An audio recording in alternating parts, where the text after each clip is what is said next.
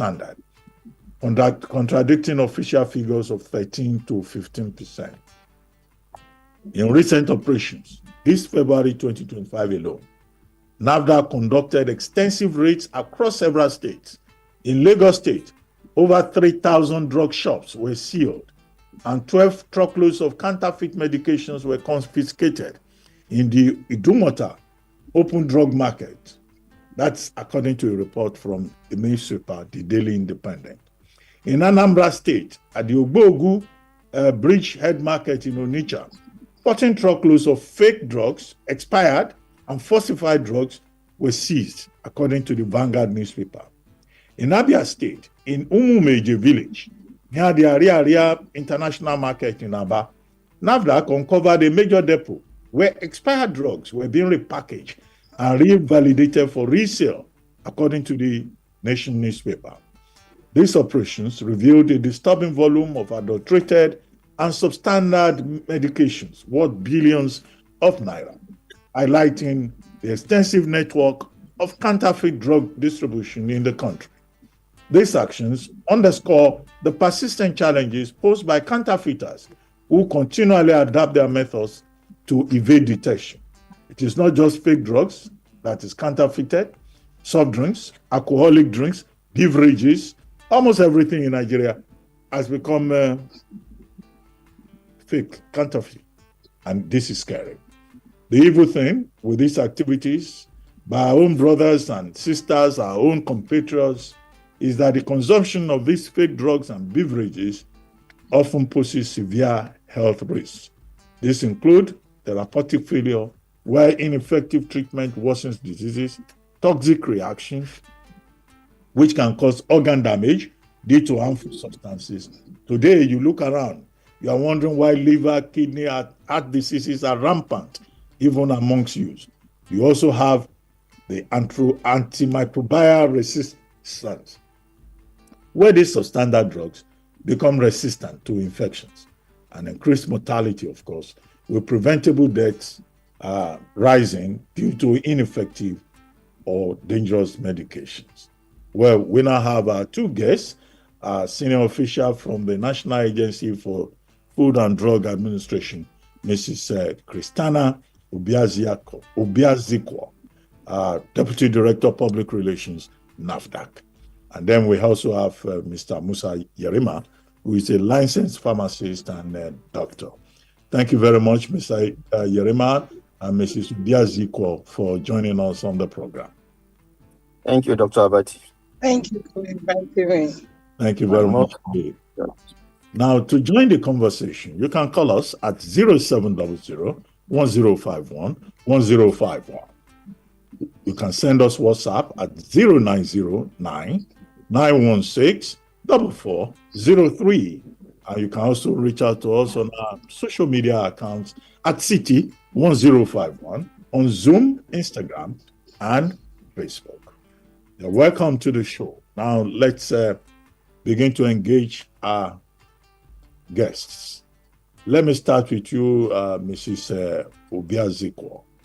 Now, could you provide an overview of NAFDAC's recent operations against counterfeit drugs, particularly the large-scale seizures in Lagos, Onitsha, and Aba?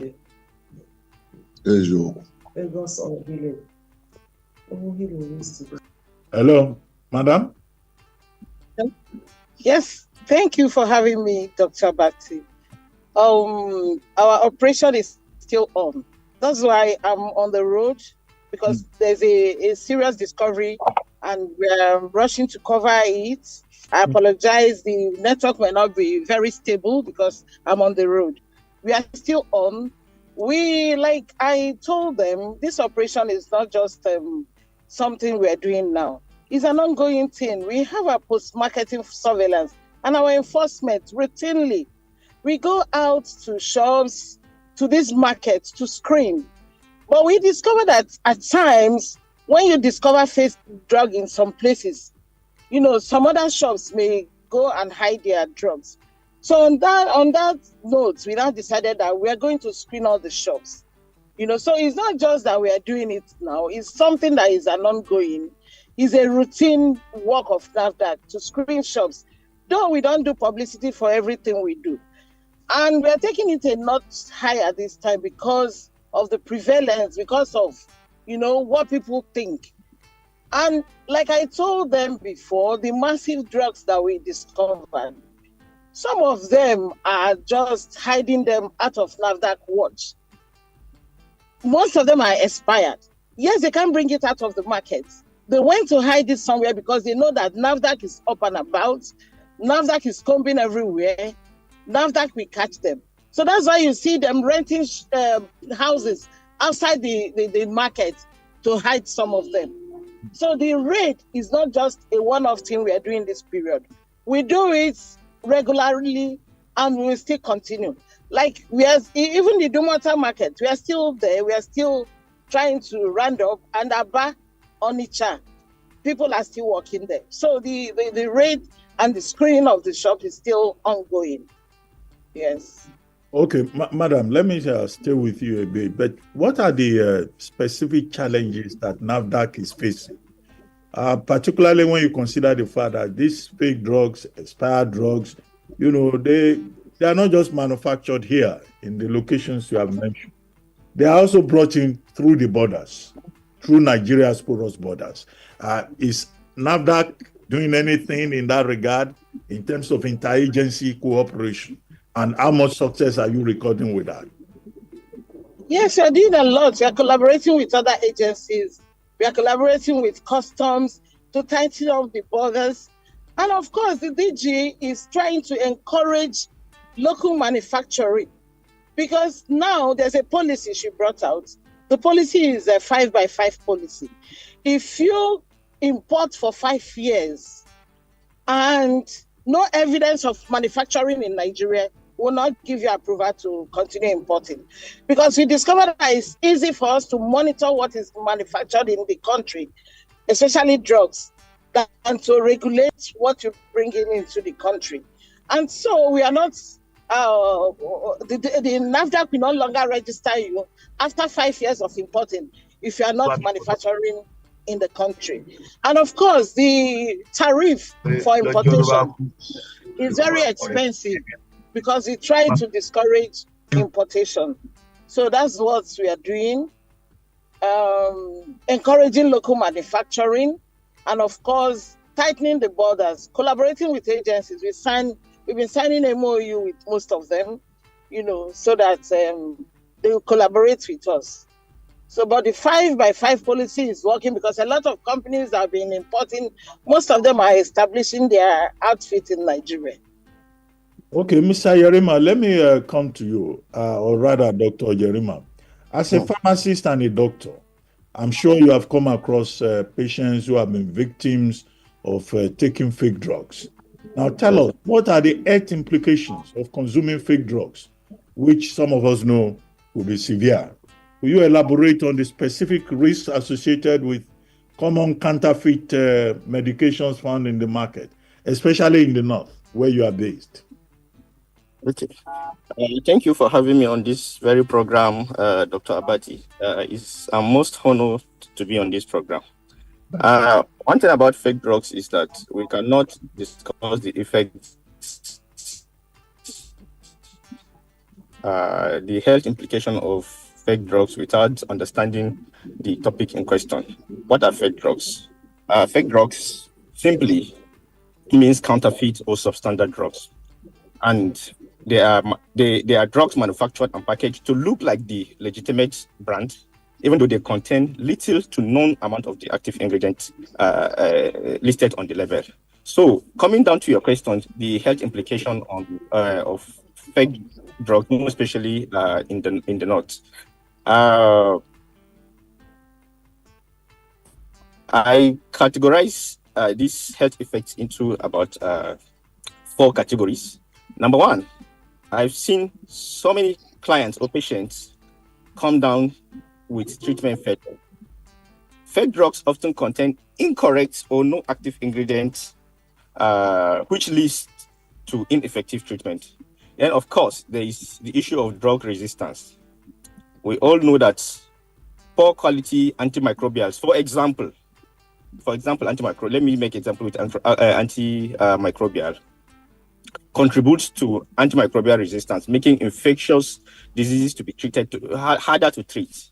You'll be treating malaria or any of the infectious diseases for several months, something that the duration of treatment is supposed to be 1 week. You'll be treating it for several months without any good prognosis. That is good result, and you will not get better. Then, of course, there is toxicity and death. We all know that drugs are poisons, and some counterfeit drugs contain harmful substances like heavy metals, pesticides, and even industrial chemicals. Fake drugs are produced from a poorly designed machine most times, which can cause poisoning and fatalities. Like you rightly mentioned earlier, your liver can easily be damaged because of fake drug consumption. Your kidney will go. You will have several reactions. I've seen people come down with several reactions just because they consume fake drugs. Then, of course, number 4, worsening of illness. Your condition will be worse. You'll be consuming fake drugs. A patient will take fake medication, which he believes he will get better, or the condition can only get worse. So fake drugs may contain toxic doses of dangerous ingredients. One thing about fake drugs is that you are not only dealing with the disease that you're being you're down with. You will also deal with the side effects of those diseases. So fake drugs are silent or deadly global threats, and combating them require a coordinated effort from government, pharmaceutical industry, and of course the patient, the consumers themselves. Thank you, Dr. Abati. Well, Madam, given all these explanations that we have heard from Dr. Yerima, what are the legal repercussions for individuals or organizations that are found guilty of producing or distributing fake drugs? Because, it's not enough to just conduct raids or say, okay, we have a policy in place 5 by 5. What are those laws? Are these persons being punished apart from the seizure of the counterfeit drugs? Yes, we arrest and prosecute them. The only issue we have is that the law is very weak. These penalties are very, minor for such offense. And so that's why our DG recently has even proposed death penalty for fake drug, because fake drug kill a lot at a time. Unsuspected children, adults, pregnant women, So we have our laws that we have reformed. It's still in the National Assembly, they're trying to put finishing touch on it. So that's what we are working on, the laws to, make the penalty stiffer for these offenders. And, we have a lot of cases that drag, court cases here and there. But there's nothing we can do. Once the case is in the court, everything depends on the jurisdiction, the discretion of the judges and on those cases. So we are proposing stiffer penalty, because a situation where, you have gone to court where you have 6 years imprisonment and an option of 6,000 naira. There was one 6 years imprisonment, option of 60,000. If I had to tell generally, I said don't publish it, because if you do that, people will be so empowered and like, what for? They'll go ahead and even import more. Probably that's what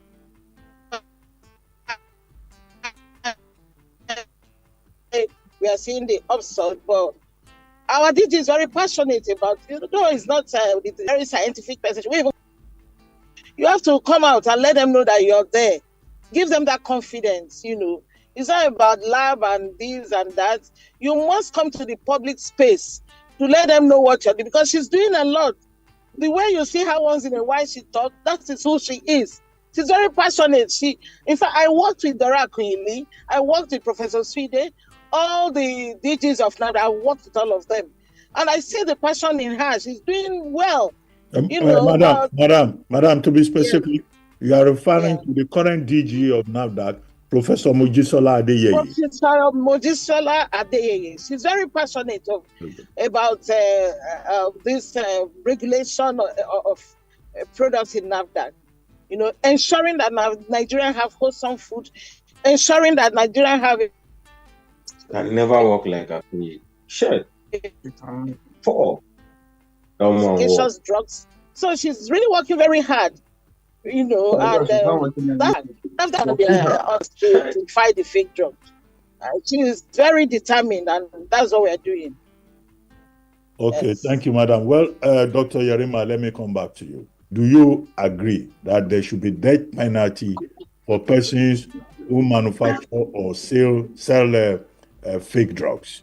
And then very quickly, I mean, from your professional experience, what are the most commonly counterfeited drugs in Nigeria, and why are they so? You've talked about antimicrobials. I think that was the word you used. But many times we want to hear specific names of drugs that they need to be aware of. All right. Okay. Yes, Dr. Abati, I solidly agreed. I endorsed it that there should be death penalty on counterfeiters, because fake drugs. My reasons are fake drugs contributes to so many criminal activities in the country. Just it affects the social and legal effect of the society, because fake drugs production is linked with organized crime, number one, and foiling illegal activities. That's it. So criminal network thrives wherever there is fake drugs. And of course, fake drug. Sorry, are you there? I'm listening to you. I'm following you. Yes, because my video went off. Yeah, I can see you. Yeah. Yes. So, like I said earlier, fake drugs leads to a very thriving criminal record. So I so much believe that there should be maybe not death penalty, something close to it. Will do to death, depending on the degree of the offense. Yes, there should be something close to that, because, like I said earlier, even politicians are investing into this counterfeit supply chain. That's just the truth of the matter. I was privileged to talk to a NAFDAC official, I think sometime last year, and we were gisting about how they traced a fake drug dealer to somewhere, but they could not get him. So people are dying because of this particular issue, and of course, fake drugs is bringing about mistrust in the healthcare system. People are no longer trusting the pharmaceutical industry and the healthcare system just because of fake delivery, fake drug delivery system.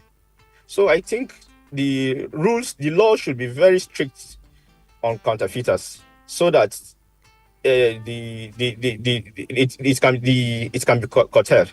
So that's my take on that. Then about examples of drugs that I think that was the question. Am I right, Dr. Abati? Yes, I'm listening to you. Okay. You will see a lot of painkillers. For example, diclofenac, paracetamols, that are fake in the market.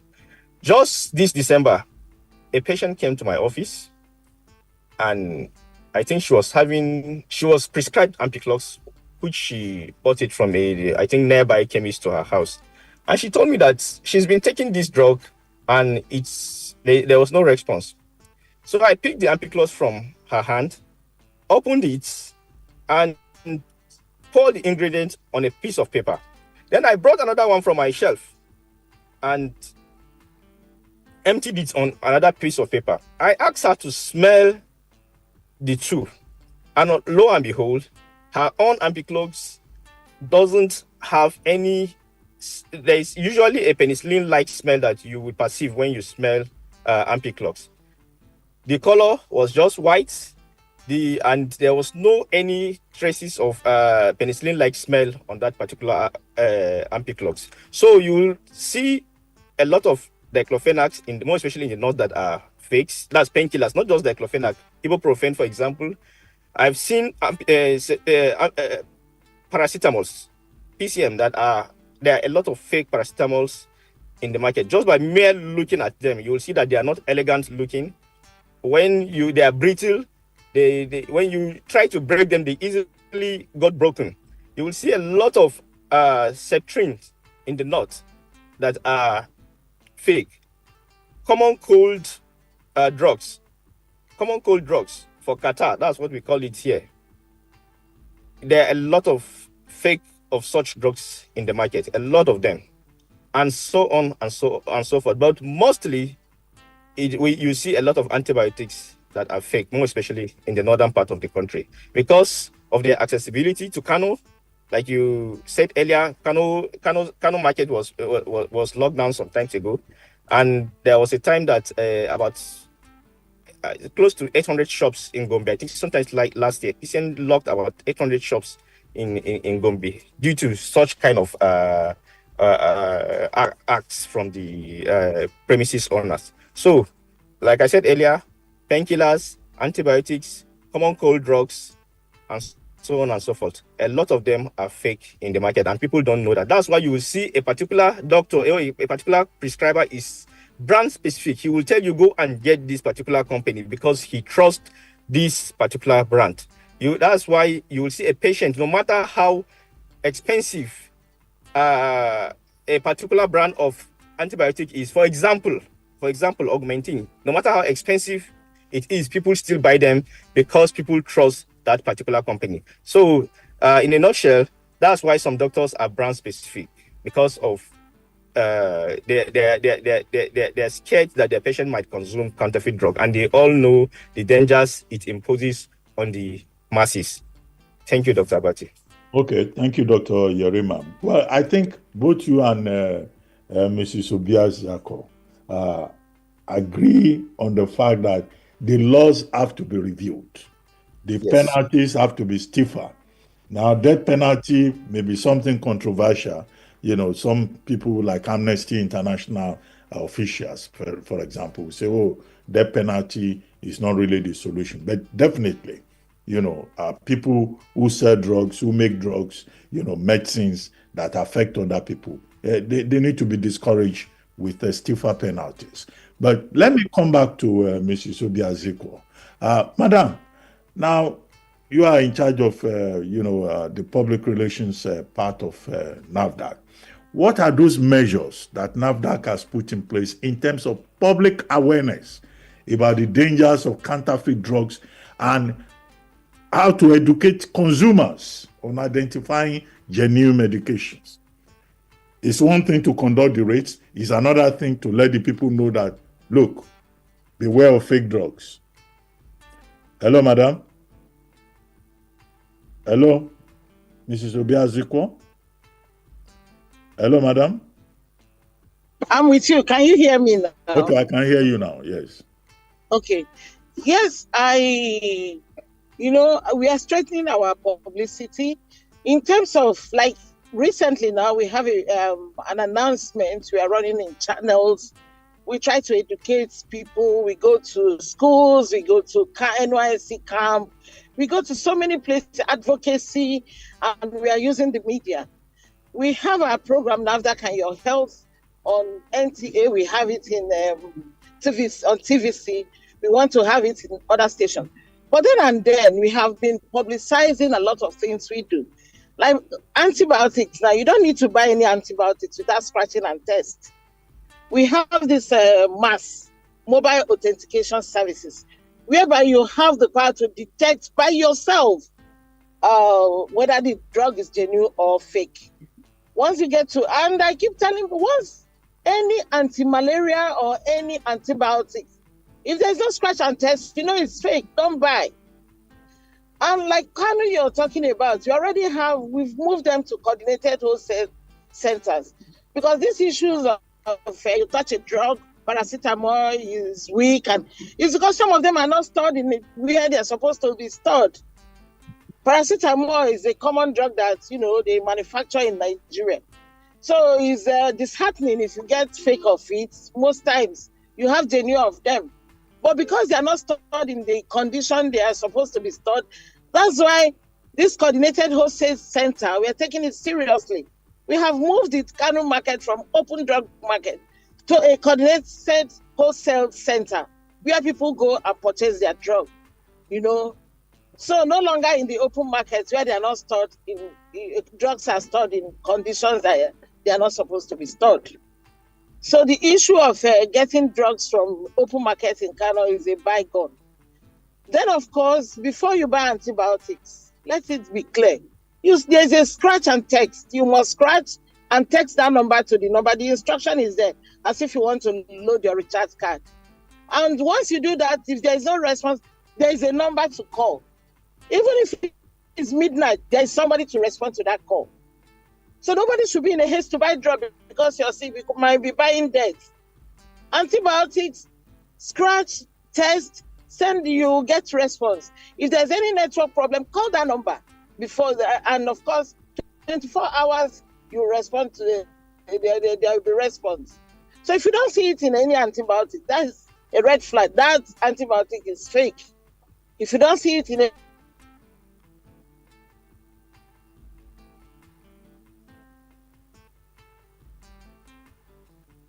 any anti-malaria, is fake.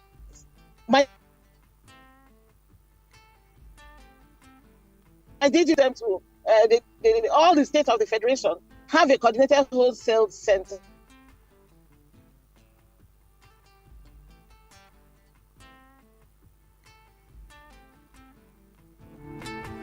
Where drugs will be sold. People store. If you even suspect the way the drug is stored, leave it. Don't buy it. You can't be in a haste to take a drug and die. So there's no hurrying about buying drug. Be vigilant and then now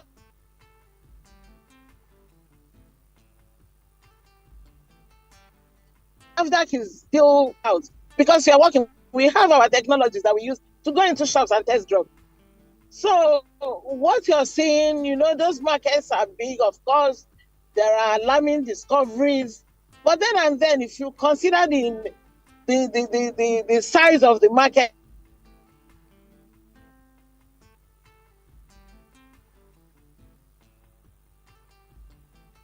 and what they're bringing out. Yes. Okay, Madam, yes, you've been talking about market, and it's easier perhaps to access the market. How about those unlicensed vendors who openly sell drugs along the roadside? Yes, we collaborate with the Pharmacy Council of Nigeria. Hello? We have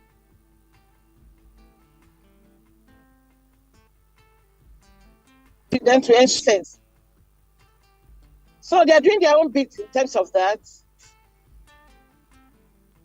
Hello, madam. The pharmacy outfit that they register, you cannot be assured that. Hello, madam. Get the wholesome drug from those shops.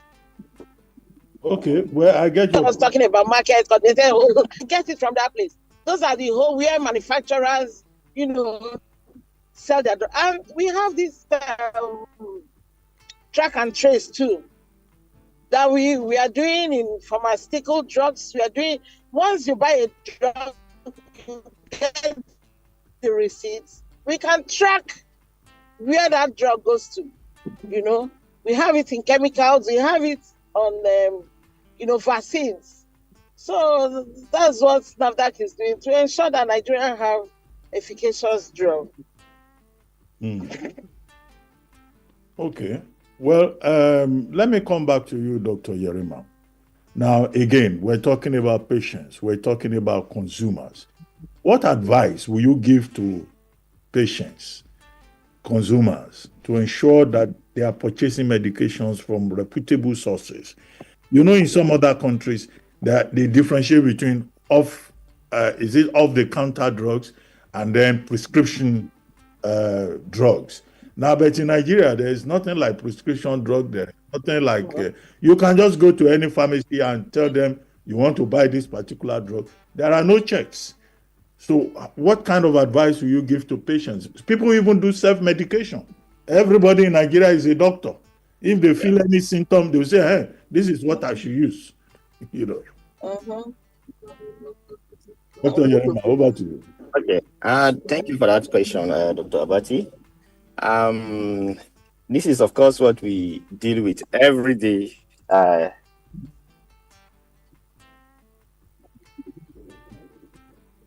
Hello, doctor. Please go ahead. Hello. Can you hear me? Yes, I can hear you now. Okay, sorry. This is what we deal with every day in our respective premises. Like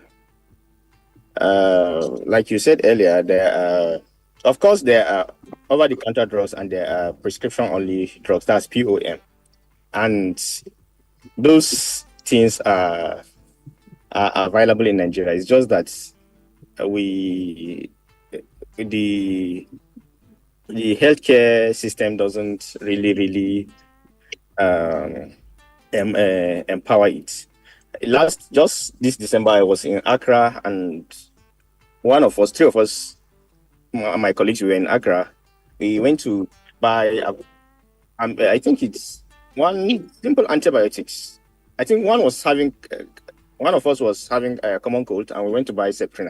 I think it was Septrin, and the pharmacist there refused to sell it to us over the counter. He insists that we must provide prescription for it.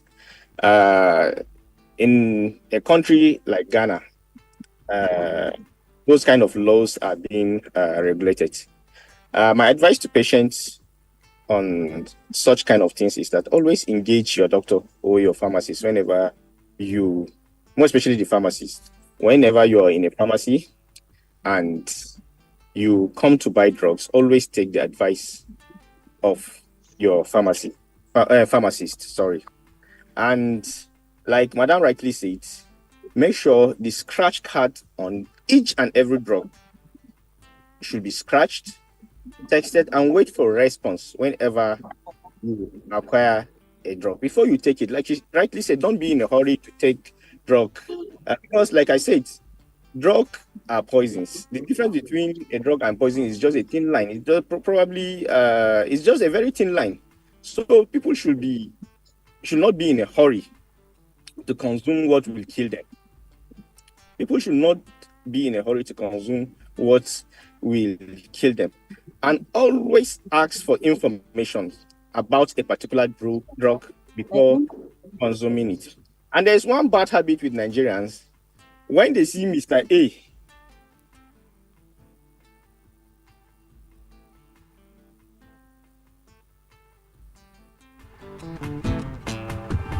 taking a particular rush into a pharmacy and buy that, but he saw his cousin or his friend taking just because he thought that it's the same kind of sickness they do them. We need to stop such kind of habits in Nigeria right now.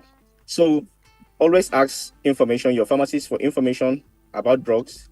And as soon as you see some reactions, please report to the nearest pharmacy, which I believe most pharmacies are trained to report to NAFDAC on such kind of cases where NAFDAC can take appropriate action with regards to that. So, earlier said, ask questions. People should not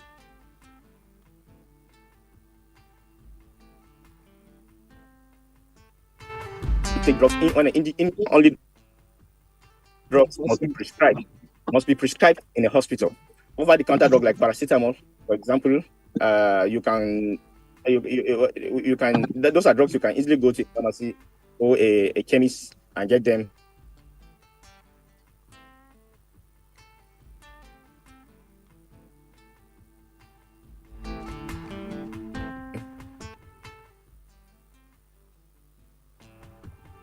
This about always this particular topic. Okay, thank you. Well, Madam, let me come back to you. Now, you said earlier on that the public also has a role to play. You mentioned a particular number that people should call if they see that they have been offered counterfeit drugs. What is that number? And second, Dr. Yerima also made the point that, look, what we're dealing with really is a criminal network, and that big-time politicians are even involved in this counterfeiting business. Now, is there any protection for whistleblowers? Is there any protection for those people who will say, oh, I bought a particular medication in this place. I think that they sell counterfeit medications in this particular pharmacy. Now, what is that number? And what protection is available to those whistleblowers before they get attacked by the owners of the business? Often happen. Hello, madam. Can you hear me? Hello, sir. Yes, thank you. So the question, the number to call. I'll give you the number to call so that you scroll it on the screen. Then NAFDAC, we work with intelligence. We work with intelligence, and any information you give to NAFDAC, we don't reveal it to we don't reveal who gave us information. We don't reveal the identity of the person. So we keep the identity of any informant very discreet. If I get your question very well, because the line was breaking then. Yes, I was asking. So that is what we do. We have for whistleblowers. What do we have for them? Protection. To protect the identity of. Yes, we protect them very well. We don't reveal identity, and we even give them incentives. We protect them. We don't reveal identity of whistleblowers. Oh, most of the things you see is true tip-off. People come, they inform us there's something here, and you won't know. Most of, let's say 50%, we discover 50% again are from informants, and a lot of them. So we protect the identity of every informant because we know security issues we have, and of course the person can be killed. So that's why we enjoin people to report to NAFDAC if there is anything. So the number to call is our toll-free numbers. Those numbers are in there, that scratch and test. For every drug, the number you send to the number is there. The number to call is on that same drug, right there and there. So, but if there is any report, let's take a break. When we come back from that break, then we would take reactions from people who have been listening to us on radio and who have been following us via social media. That won't take more than a minute or two. It's a very short break, and then we'll come back and take contributions from our listeners. You can join the conversation by calling 0700-1051-1051. You can send us WhatsApp messages at 0909-916-4403.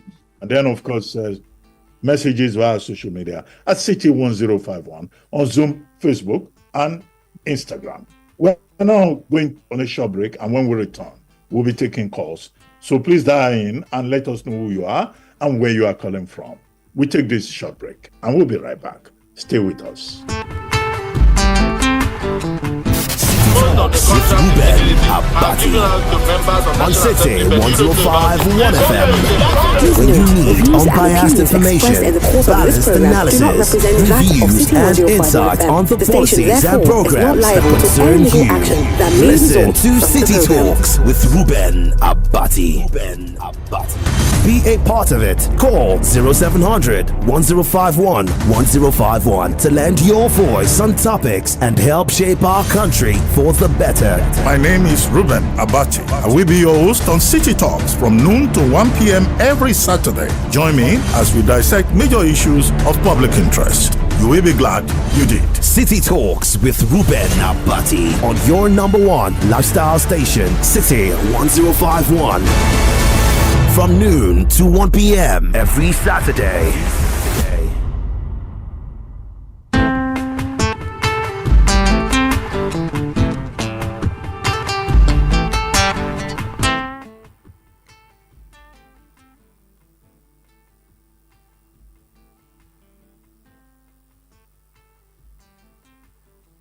Well, welcome back from that short commercial break. And if you are just joining us, you can join the conversation by calling 0700 1051 1051.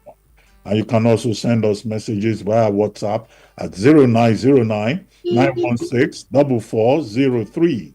And also send us messages at City 1051 on Zoom, Instagram, and Facebook.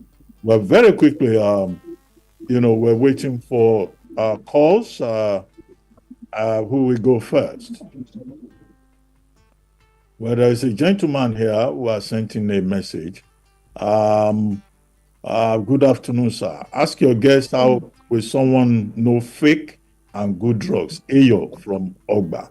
Well, I think that question has already been answered by both our guests. And then there is this other intervention from Antonia from Ojo, Lagos. It's quite a lengthy comment, but I would like to quickly go through it. Good afternoon, Dr. Abati. I'm typing this test with tears in my eyes. I lost my husband January 29, 2025, just last month as a result of kidney failure. I know how much that we spend on dialysis weekly. This kidney issue started as a result of a kind of malaria and typhoid drugs, which I do not know if these drugs were expired or counterfeited. My husband took overdose of these drugs unknowingly, and that was the second risk to my husband's kidney issue, though he was diabetic. Another is that most of the private hospitals give drugs that the name cannot be disclosed to a patient. My husband and I visited a nearby hospital in my area for a kind of fertility follow-up. We were told that infections will be treated, Dr. Abati. My husband and I were given a kind of injection called an antibiotic. I asked for the name of this injection. The nurse that administered the injection said the name cannot be disclosed. I was shocked. My husband suffered the worst reactions of this injection called an antibiotic because immediately my husband was given the injection, his system changed totally. The injection was given for 5 days. My husband is still in the mortuary as I write, to be buried mid-March next month. My question now is, what is NAFDAC also doing to most private hospitals on the issue of fake drugs? Well, a question there for you, Madam. What is NAFDAC doing to private hospitals that prescribe fake drugs? Should private hospitals prescribe fake drugs? And for you, Dr. Yerima, should doctors prescribe medications and they will say the particular medication cannot be disclosed to patients? Is there some secrecy with regard to medications? But let me start with you, Mrs. Obiazukwo. So thank you, Doctor. I'm so sorry for the woman that lost the husband. It's just unfortunate. For private hospitals, you see, these drugs are not just what you go outside to buy. Hospitals should patronize manufacturers. these manufacturers, they have distributors. So you shouldn't just go to an open drug market to buy drug. You buy from the distributors. Even these manufacturers, you buy from the manufacturers. And the manufacturers of every drug have their distributors. So you don't go to an open drug market to buy drugs. So that is my advice. And for people that want to purchase drug, you look out for NAFDAC registration number. Look out for labels. In as much as they repackage drug, there must be something that will make it not be original. Look at the batch number. There must be a mistake. The locational address. In the process of their packaging, they must have omitted something. So drug is not just an item of commerce that you go to market and buy. Even ordinary item of commerce or even ordinary food, you read your label very well. Ensure that you're buying it from a registered pharmaceutical outfit, because there's no duplicate to life. So that is my advice for the general public and for hospitals. No, you must purchase your drug from the manufacturers. Manufacturers have their distributors, not just to go to market and expose your patients to any kind of drug. It is not right. So that's what we advise them to do. Okay, well, Antonia from Ojo is also saying defaulters should be sentenced to death. She also shares that view that those who sell counterfeit drugs should be given the death penalty. But Dr. Yarima, let me come back to you. One of the points she made in our commentary is that the doctors that prescribed the medications for her and her husband, fertility injection, antibiotic injection, refused to disclose the name of the prescription, the specific prescription. Is it standard practice for doctors not to disclose the medications that they give to their patients? Okay. Thank you for this wonderful question, Dr. Abati. In Nigeria and anywhere else in the world, patients have their rights. There are about 5 rights checklist for every patient that comes into a healthcare facility. There is right to respect and dignity. There is right to confidentiality. There is right to quality care. There is right to refuse care. And there is right to knowledge, which is where I'm basing my point on. Right to knowledge. As a patient, you have the right to know what is wrong with you. You have the right to know what is given to you, what drug will be given to you, at what dose, what is the expiry date. There's a mistake that consumers, that's patients, usually make, more especially in private hospitals and facilities. If you notice, just because of, private hospitals want to maximize profits, they mostly buy drugs that comes in a tin, in a rubber jar or in a tin, and which whoever that is in the pharmacy unit or the dispenser will just pack it in a drug envelope and give them without even writing the name of the drugs on it.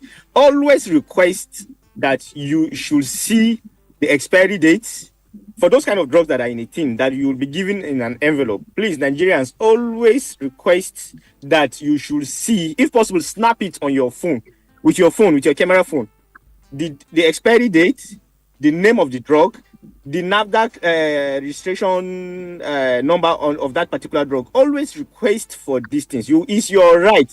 Don't allow any healthcare provider to intimidate you or to make you feel less of yourself by asking him those questions. It's your right. It's your right. So you have right to knowledge. You have right to even refuse care if you're not okay. If you're not convinced with the care being provided to you, you have the right to refuse it. It's just that it's unfortunate that Nigeria is a country where medical litigation is not observed. If not, all these things will not will have gone down. So this might take on this particular question, Dr. Abati. A patient has the right to know what is given to him and at what dose. Right to knowledge in general. Thank you, Dr. Abati. Okay, as we begin to wrap up, let me come back to you, Mrs. Subiazipo. Finally, what legal reforms or policy changes will you recommend to strengthen the fight against counterfeit pharmaceuticals in Nigeria? You have already made a point about the need to review the laws and death penalty possibly, but what legal reforms or policy changes would you recommend as somebody that is in the arena? I will recommend the importation of certain products. Most products should stop. Although stopping it, I know it takes some time because, we need drug security too. The local capacity have to be such that it will serve the population we have. So, but once we get that drug security, I recommend that importation of drugs should come to an end. Okay, well, so that's my recommendation. Okay, back to you, Dr. And of course, these wholesale centers should be in every state. Although we are working towards it, once we get that, I'm sure that the whole drug markets will be sanitized. The system will be sanitized because you're sure of where you're going, you're sure of the drug you're getting from where they are. Regulation becomes easy, and of course, people know the right source of the right place to get the right drug. So that's my own recommendation. Okay, Dr. Yerima, back to you. What additional strategies will you recommend to strengthen the fight against counterfeit medications in Nigeria? Hello, I can't hear you. Your system is muted. Please unmute your... Okay, sorry about that. Yeah, I hear you now. Yeah. So, additional, I think using technologies like barcodes and QR codes for drug verification should be installed, should be enhanced. And of course, the government should support the local pharmaceutical companies in securing with loans, for example. Another thing is capital. There are so many pharmaceutical companies that are willing to do the right thing, but probably they don't have the equipment, the capital to those things in place. So government should support such companies with loan and other things. And of course, educating consumers and healthcare professionals is another way to make sure that counterfeits or fake drug is being prevented and a solution. There is a perfect solution or an end to how counterfeit drugs are rampant. And like Madam rightly said, the laws should be reviewed, strengthening regulations and enforcement. Another one thing I know with our regulatory bodies is consistency. To approach situation, but inconsistency and oversight is the issue with them. So regulatory bodies should be consistent.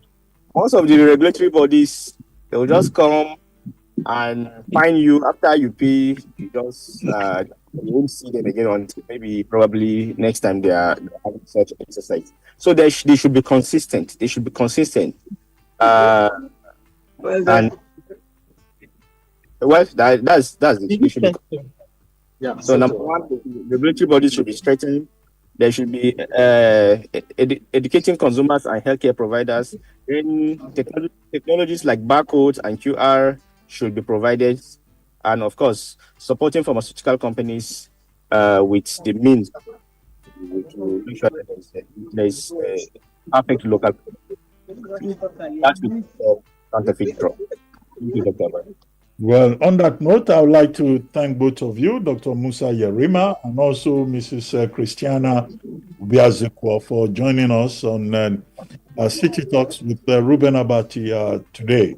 And that's all we have on today's show.